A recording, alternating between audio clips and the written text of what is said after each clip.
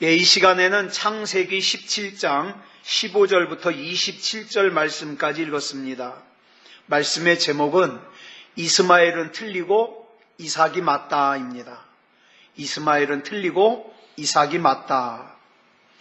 사라는 애굽의 왕인 바로가 탐낼 정도로 아주 예쁜 여자였습니다. 게다가 하나님의 말씀의 전반에 걸쳐 보면 교양까지 넘치는 여인이었습니다. 남편도 잘 만나서 재산도 많고 아내를 사랑해주는 그런 남자의 아내였습니다. 그래서 사라는 여러 가지 조건으로 볼 때 정말 괜찮은 조건이에요. 게다가 이 사라는요, 믿음도 좋았습니다. 그런데 그런 사라에게 결정적인 문제가 하나 있었는데 그 문제가 뭐냐? 아이를 낳지 못한다는 거예요. 지금도 아이를 낳고 싶은데 가지지 못하면 큰 고통이겠지만 여러분, 이 당시는 가부장적 사회입니다. 가부장적 사회라는 것이 뭐냐면 가장이 그 가족 구성원에 대해서 강력한 권한을 가지고 가족을 이끄는데 그 가장을 누가 대를 이어야 되느냐? 장남이 대를 이어야 돼요. 그러는데 이 사라가 지금 아브라함의 대를 이어서 가장이 되어야 될 아들을 못 낳고 있는 거예요. 그러니까 얼마나 그 마음의 고통이 크겠습니까? 그렇기 때문에 이 사라로서는 자기 목숨을 걸고서라도 반드시 해결하고 싶은 문제가 바로 아들을 낳는 거예요. 우리는 성경을 보면서 이런 질문을 합니다. 도대체 이 믿음이 좋은 사라에게 왜 이런 일이 일어나야 될까? 여러분, 저와 여러분 가운데도 그런 일들이 많이 있습니다. 분명히 이 사람은 믿음이 좋은 사람이에요. 분명히 믿음이 좋은 사람인데 어려운 문제를 만나서 힘들어해요. 여러분, 요즘 가장 큰 문제가 뭡니까? 우리 아이들에게 가장 큰 문제가 취업의 문제예요. 젊은이들이요, 한참 일해야 될 때 제대로 정상적인 직업을 가지지 못하면 주눅이 듭니다. 당당하질 못해요. 제가 이런 심정을 조금 알아요. 제가 전도사 생활할 때 여러분, 전도사들은요 매년 11월이 되면 마음이 뒤숭숭합니다. 왜냐하면 사회에서는 어떻습니까? 취직 한번 하면 한동안 보장받잖아요. 근데 전도사는요 보통 2년 정도 지나면 다른 교회로 가야 돼요. 그러니까 매년 11월이 되면 내가 이 교회에 계속 있어도 되나?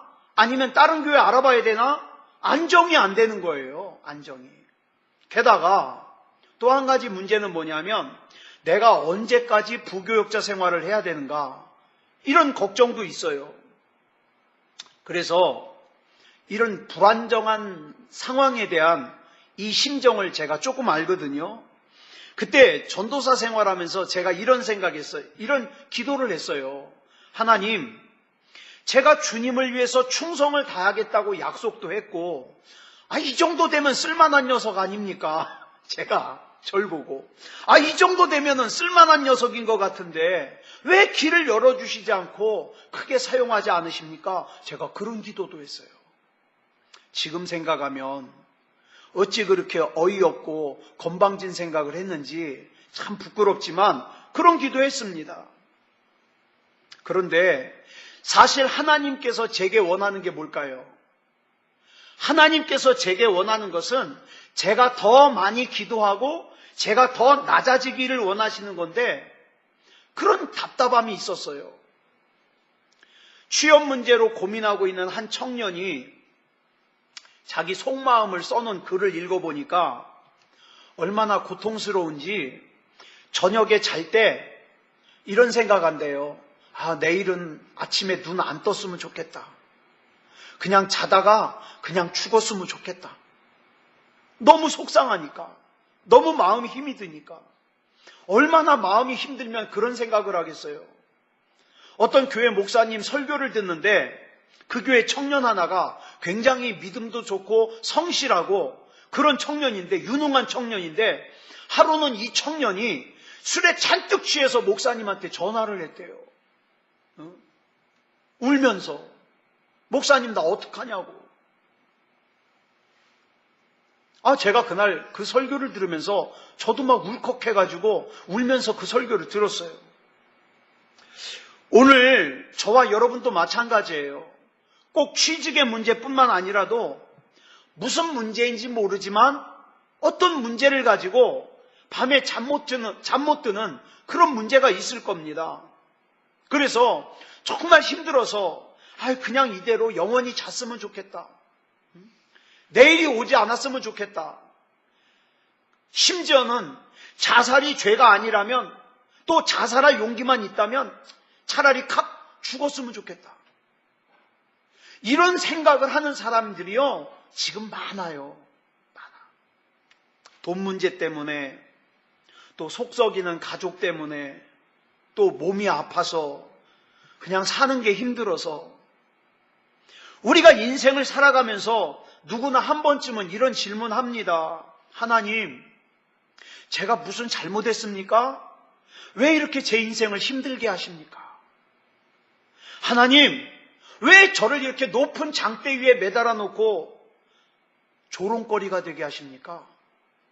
저도 그런 기도 했었거든요. 지금 이런 상황 가운데 있는 여자가 누구냐? 사라입니다. 그런데 성경을 보니까 흥미로운 것은 구약에 나오는 믿음의 여자들 가운데 다는 아니지만 상당수가 불임의 여자예요. 그죠? 애기 잘 못 낳아요. 구약에는 저는 그런 생각했어요. 왜 꼭 그 애 잘 못 낳는 여자들만 골라가지고 구약에다 기록했을까? 예? 애 못 낳다가 막 기도해가지고 막 겨우겨우 애 낳고 그러잖아요. 왜 그랬을까? 저는 이유가 있다고 생각해요. 여러분, 하나님께서 저와 여러분을 힘들게 하시고 부끄럽게 하시는 이유는 딱 한 가지예요. 저와 여러분이 미워서가 아니에요. 한 가지예요. 뭐냐? 낮아지게 만들려고. 낮아지게. 여러분, 구약 성경에 나올 정도의 여자라면 대단한 여자입니다. 그렇기 때문에 하나님께서 먼저 그 여자로 하여금 불임의 상태를 만들어 놓은 후에 낮아지게 한 다음에 하나님 앞에 납작 엎드렸을 때에 아들을 주시더라는 거예요. 철저하게 낮아져가지고 하나님이 사용하시기 편한 그릇으로 만들어진 다음에, 저와 여러분도 마찬가지예요. 지금 저와 여러분이 겪고 있는 그런 과정도 필요하니까 하나님이 지나게 하시는 거예요. 저는 2000년도에 돌아가신 한경직 목사님을 참 존경합니다. 참 이런 목사님 만나기 힘들어요. 그런데 이 한경직 목사님이요, 폐병 환자였잖아요. 폐를 하나 잘라냈어요. 그러다 보니까 늘 건강에 자신이 없어요. 제 친구 목사님 하나도요, 저 포천에 살고 있는데 엊그저께 문자가 왔어요. 이창원 목사, 왜? 나 아무래도 1년이나 2년밖에 못 살 것 같아. 깜짝 놀랐죠. 왜? 병원에서 뭐라 그래? 아니, 몸이 너무 아파. 오래 못 살 것 같아. 그래서 이 목사 보고 싶어. 그거예요. 그래서 제가 그러면 우리 친구 목사님들하고 한번 갈게. 그러고 답장을 했어요. 늘 건강에 자신이 없는 거예요. 이 친구도요, 몸이 굉장히 좋은 친구인데 한번 허리 수술하고 나니까 사람이요, 막 여기저기 망가지기 시작하는 거예요. 이 한경직 목사님이요, 20대 때부터 설교하러 가려면 꼭 이런 말 했어요. 여러분, 저는 부족한 목사입니다. 나는 이제 곧 하나님 나라 갑니다. 폐병이니까. 아마도 어쩌면 이 설교가 내 마지막 설교가 될지 모릅니다. 이렇게 설교하신 분이 98까지 살았어요. 98세까지. 여러분, 공부를 잘하는 학생은 공부를 못하는 학생의 심정을 이해를 못해요. 우리 권수연 씨가 피아노를 가르친 아이 중에 저 KBS 앵커인 황상무 씨의 아들이 있어요. 얘는 아빠 엄마가 머리가 좋다 보니까 유전인자가 좋아가지고 시험을 보러 가는데 책 한 번도 제대로 안 보고 가는데도 시험만 보면 100점 맞아요. 그러니까 이 아빠가 아들한테 하는 말이 그거 하나래요. 책 한 번이라도 꼭 보고 가라고. 그런데도 가면 100점 맞아요. 이런 아이는 일주일 동안 밤을 새가면서 시험 공부를 하고 힘들게 시험 공부하고 가서 시험 보는데도 평균 80도 안 나오는 사람 이해 못하죠. 이해 못해요. 여러분, 염경환이라고 하는 개그맨 아세요? 염경환. 예전에 이런 얘기를 들었어요. 이 염경환이요, 학교 다닐 때 학원을 5개를 다녔대요. 학교 가서는요, 쉬는 시간에 화장실도 안 가고 열심히 공부했대요. 너무 열심히 공부해가지고 막 중간에 픽픽 쓰러졌대요.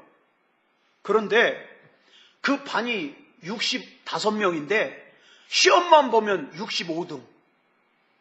참 불가사의한 일이죠. 그럼 64등은 누구냐? 운동부. 걔는 공부 아예 안 하는 애. 걔가 64등. 63등이 누구냐? 지상렬. 지상렬하고 같은 반이었대요. 그러니까 지상렬은 이해가 안 가는 거예요. 왜 그렇게 열심히 막 책을 보면은요, 글자가 안 보일 정도로 팍팍 거놨는데 왜 공부 안 하고 노는 자기보다 못하냐? 이게 지상렬이 하는 얘기예요. 불가사의했다. 예. 그래서 염경환이요, 공부해도 꼴등, 안 해도 꼴등. 그래서 차라리 학원을 다니지 않을까 그랬는데 불안해가지고 그럴 수도 없었다는 거예요. 여러분, 시험만 보면 100점 맞는 사람이 그 염경환 같은 사람 마음 이해할까요? 못하죠. 제 친구 목사님 중에 한 목사님은요, 성경을 줄줄 외워요. 아니, 진짜 신기해요. 외우려고 그러는 게 아니라 이 목사님은요, 그냥 보면 외워진대요, 성경을. 근데 이 목사님이 진짜 이해 못하는 사람이 저예요. 저는 한 구절 외우면 2구절 까먹어요. 성경이 안 외워져요. 안 외워져. 적어도 이 말씀이 어디 있다는 거는 좀 잘 알았으면 좋겠는데 그것도 안 돼요, 잘. 그러니까 그 목사님은 저를 이해를 못하죠. 저는 그 목사님을 이해를 못해요. 또 친구 목사님 중에 하나는요, 영어를 참 기가 막히게 해요. 근데 그 목사님 하는 말이 자기는 영어가 한국어 같이 떠오른대요. 그러니까 그런 목사님은 외국인 앞에만 서면 얼어붙는 저 이해를 못하죠. 왜 그걸 말하지 못하느냐고. 이해 못하죠. 그래서 하나님께서는 저와 여러분이 그렇게 안 되는 사람들 이해하라고 때로는 깨트리시고 낮추시고 겸손하게 만드는 거예요. 나의 강한 자존심 때문에 하나님이 나를 사용하기를 불편해하셔요. 그러면 안 되잖아요. 나의 우월감 때문에 나도 겨우겨우 살아가면서 나보다 못한 사람 만나면 어떡합니까? 비웃어요. 그걸 우리 하나님이 얼마나 가슴 아파하는지 몰라요. 그래서 하나님께서는 나를 사용하시기 위해서 먼저 내 자존심을 낮추시고 우월감을 낮추시고 깨트리시는 거예요. 그런 의미에서 사라에게 있어서 아이를 낳지 못하는 것은 하나의 가시라고 할 수 있어요. 가시. 여러분, 가시의 특징이 뭡니까? 찔리면 아파요. 찔리면 아프지만 죽지는 않아요. 죽지는 않아요. 그래서 물론 또 그 기록에 보니까 가시에 찔려 죽은 사람도 있더라고요. 제가 찾아봤어요. 가시에 찔려 죽은 사람. 그랬더니 있더라고요. 인터넷에 보니까. 시인 릴케라고 하는 시인이 장미를 무지하게 좋아했는데 장미 가시에 찔려가지고 병들어 죽었대요. 있더라고요. 근데 보통 사람은 가시에 찔려서 안 죽어요. 아파요. 그래서 하나님께서 우리를 표현하실 때 칼로 찔르셨다 그러지 않고 뭐라 그래요? 가시로 찔렀다고 표현하는 거예요. 왜? 죽지는 않아요. 즉 하나님의 목적은 저와 여러분이 죽는 것이 목적이 아니라는 뜻이에요. 그 가시를 통해서 하나님을 깨달아라. 그 가시를 통해서 낮아져라. 그 가시를 통해서 겸손해져라. 그런 의미에서 저와 여러분에게는 다 가시가 있습니다. 왜요? 뭐 때문에요? 하나님께서 저와 여러분을 더 낮추시려고. 참 묘한 것이, 제가 지금까지 전도사 생활, 목사 생활하면서 사람들을 보니까 완벽하게 건강한 사람을 제가 거의 만나보질 못했어요. 희한하죠? 몸이 건강하면 머리가 나빠요. 예? 몸도 건강하고 머리도 좋으면 집안에 문제가 있어요. 집안도 좋고 머리도 좋으면 건강이 안 좋아요. 또 정말 완벽해요. 이 집은 돈도 참 여유가 있고 사람들도 착해요. 자식이 속을 새겨요. 뭔가 문제는 반드시 있더라. 그럼 왜 그런 문제를 주느냐? 그 가시조차 없으면 모르긴 몰라도 기고만장해서 하나님 필요 없다고, 자기 맘대로 살까봐, 하나님이 안중에도 없을까봐 그걸 주신 거예요. 그래서 하나님은요, 가시를 주신다는 거예요. 그러니까 때로는 살다가 저와 여러분의 스타일이 구겨질 때가 있어요. 너무 억울해요. 하나님 도대체 나한테 왜 이러십니까? 이런 생각이 들 때에 대개 보면, 성경에 보면 하나님께서는 하나님의 마음에 두고 하나님이 사용하실 사람을 한때 이렇게 스타일을 구기더라. 왜? 낮추시려고. 하나님이 편하게 사용하시려고. 그래서 사도 바울이 고린도후서 12장 7절을 보니까 이렇게 고백하고 있어요. 시작. 여러 계시를 받은 것이 지극히 크므로 너무 자만하지 않게 하시려고 내 육체에 가시 곧 사탄의 사자를 주셨으니 이는 나를 쳐서 너무 자만하지 않게 하려 하심이라. 여기 보세요. 여러 계시를 받은 것이 지극히 크므로, 이 말이 무슨 뜻이에요? 큰 은혜를 받았기 때문에 그 큰 은혜와 동시에 뭘 주셨어요? 가시를 주셨어요. 왜? 자만하지 말라고. 다른 사람 무시하지 말라고. 나는 하나님 없어도 돼. 그러지 말라고. 하나님이 은혜와 가시를 동시에 주셨어요. 그러니까 이 가시라는 건 뭡니까? 내 인생에 주신 하나님의 브레이크예요. 하나님의 브레이크. 나를 겸손하게 하고 능력의 통로로 하나님이 사용하시기 위한, 너는 내 거야, 네 맘대로 살면 안 돼, 이 하나님의 브레이크. 왜 하나님이 사라를 이렇게 낮추실까요? 왜 아들을 주시지 않으면서 이렇게 낮추실까요? 역설적이게도 성경을 보니까 사라를 진짜로 높여주기 위해서 낮추십니다. 여러분, 이 비밀 아세요?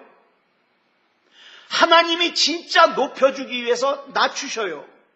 여러분, 우리가 때로 당하는 고난, 고민, 문제, 가시, 가난, 아픔, 쓰라림, 이것들이 나에게 닥쳐왔을 때 이것에서 빨리 벗어날 수 있는 방법이 뭔지 아세요? 빨리 하나님 앞에 납작 엎드리면 빨리 끝납니다. 여러분, 이스라엘 백성을 왜 하나님께서 40년 동안 광야길을 걷게 하셨습니까? 신명기 8장 2절에 보니까 그 답이 나와요. 시작. 내 하나님 여호와께서 이 40년 동안에 내게 광야길을 걷게 하신 것을 기억하라. 이는 너를 낮추시며 라 그랬습니다.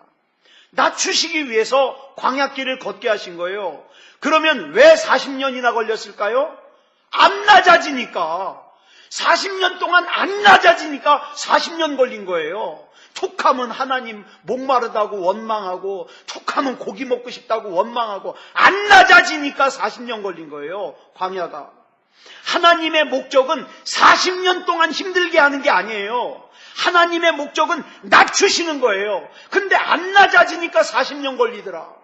그러므로 광야 생활을 일찍 끝내는 방법이 뭐냐?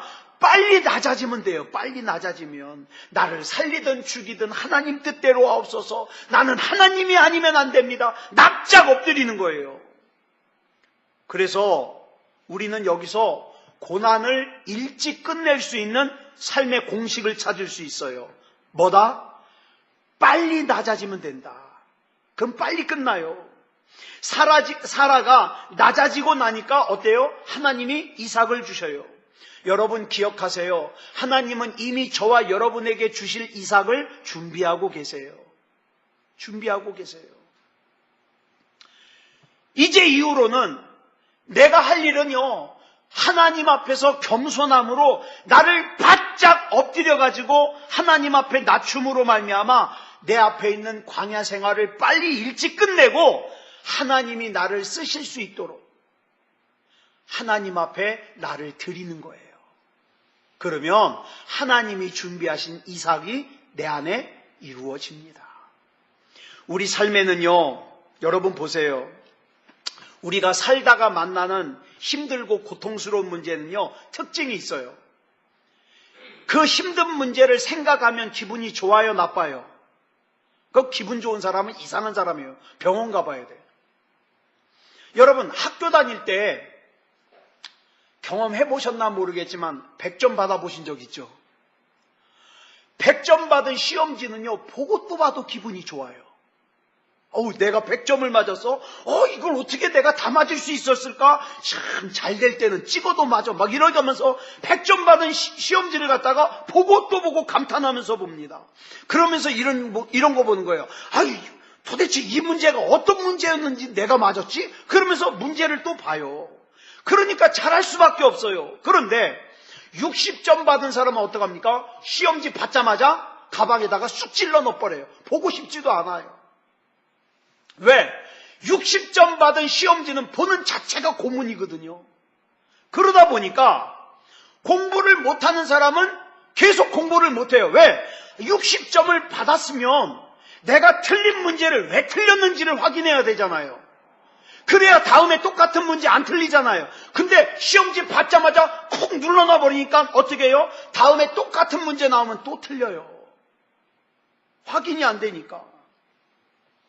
그러니까 여러분, 우리가 인생을 능력 있게 살 수 있는 방법은 문제를 만났을 때 이 문제를 내가 왜 틀렸는지를 검토해야 되는데 그 과정이 어떻게 해요? 마음이 불편해요.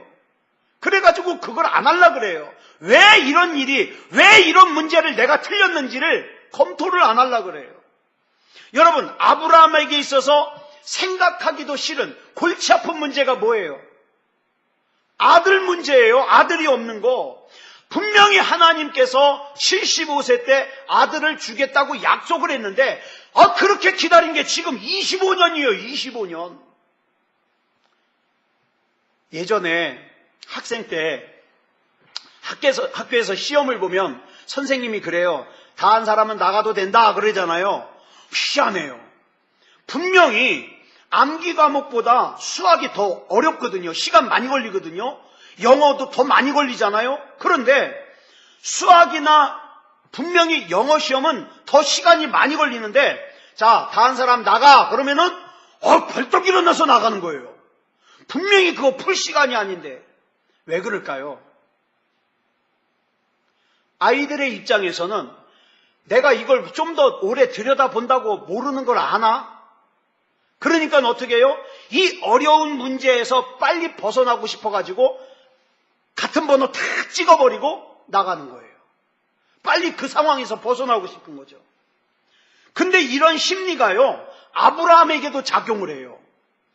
아브라함이 자기에게 아들이 없다는 이 어려운 상황을 빨리 벗어나고 싶어서 사라의 몸종인 하갈을 통해서 아들을 낳았어요. 이스마엘을 낳았어요. 그리고 이제 자기가 이렇게 위로를 하는 거예요.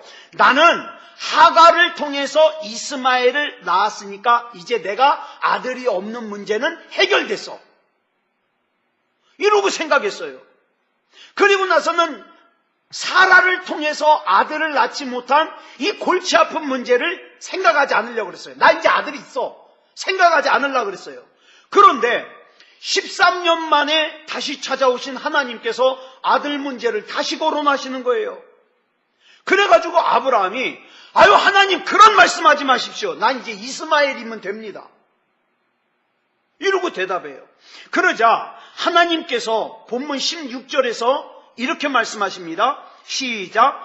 내가 그에게 복을 주어 그가 내게 아들을 낳아주게 하며 내가 그에게 복을 주어 그를 여러 민족의 어머니가 되게 하리니 민족의 여러 왕이 그에게서 나리라. 그랬더니 이 말을 들은 아브라함의 반응이 그 다음 17절에 나옵니다. 처음의 반응이 뭐예요? 시작. 아브라함이 엎드려 웃으며 마음속으로 이르되. 여러분, 여기서 아브라함이 웃는 웃음은 기분이 좋아서 웃는 웃음이 아니에요. 비웃는 거예요. 지금 하나님을 비웃어요. 예? 뭐라고, 무슨 생각하면서 비웃을까요? 시작. 100세 된 사람이 어찌 자식을 낳을까? 사라는 90세니 어찌 출산하리요? 하고. 그 다음에 18절 보겠습니다. 시작. 아브라함이 이에 하나님께 아뢰되 이스마엘이나. 자, 보세요. 이스마엘이나. 이 말에는 무슨 마음이 들어있냐? 비꼬는 거예요. 하나님 비꼬는 거예요. 이스마엘이나 하나님 앞에 살기를 원하나이다. 이게 지금 아브라함이에요. 하나님, 도대체 언제적부터 약속하신 아들입니까? 하나님이 아들 낳게 해주신다고 약속한 게 25년 전입니다. 그래가지고 이제 다 포기하고 하갈을 통해서 이스마엘을 낳았는데 또 아들 얘기를 꺼내요? 이제 지긋지긋합니다. 난 이제 하나님 못 믿겠습니다. 그냥 저 하갈을 통해서 낳은 아들 이스마엘이나 하나님 앞에서 잘 살게 해주십시오. 그리고 사라를 통해서 아들을 낳게 하시겠다는 말씀은 이제 더 이상 하지 마십시오. 사람은요, 불안정한 상태를 오래 견디지 못해요. 여러분, 전쟁 영화를 보면은요, 막 적의 총알이 막 쏟아져 나오면요, 누가 제일 먼저 죽어요? 겁 제일 많은 사람이 제일 먼저 죽어요. 막 이러고 있다가 와 도망가다가 총 맞아 죽어요. 사람이 그래요. 불안정한 상태를 견디질 못해요. 내 생각대로 되지 않으면 견디질 못해요. 그래가지고 아브라함이 어떻게 한 거예요? 분명히 하나님은 사라를 통해서 아들을 주신다고 약속하셨는데 그 불안정한 상태를 견디지 못해가지고 그냥 하갈하고 애를 낳아버린 거예요. 근데요, 여기 진짜 중요한 문제가 있어요. 아브라함도 사실은 이스마엘이 정답이 아니라는 거 알아요. 이게 문제예요. 알아요.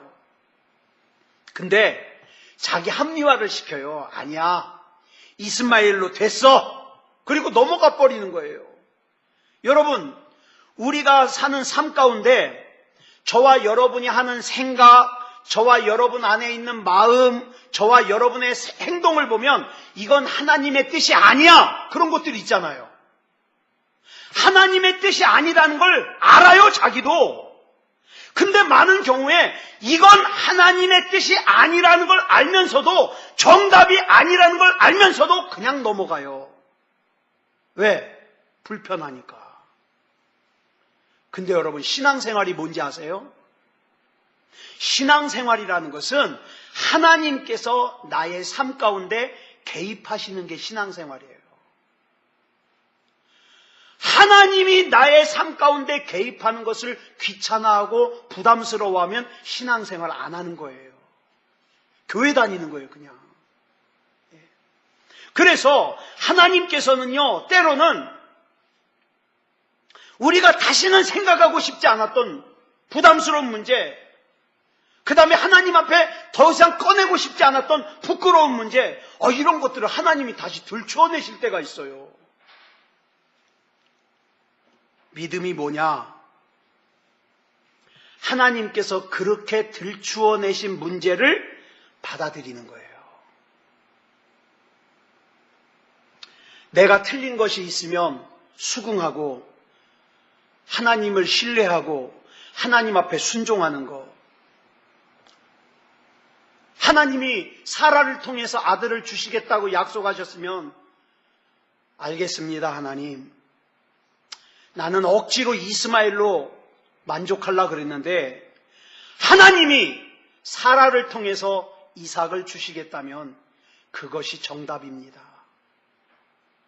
납득이 되지 않지만, 하나님이 하시는 일이 지금 상식으로는 이해가 안 되지만, 그러나 하나님의 말씀이 정답입니다. 하나님의 말씀대로 살겠습니다.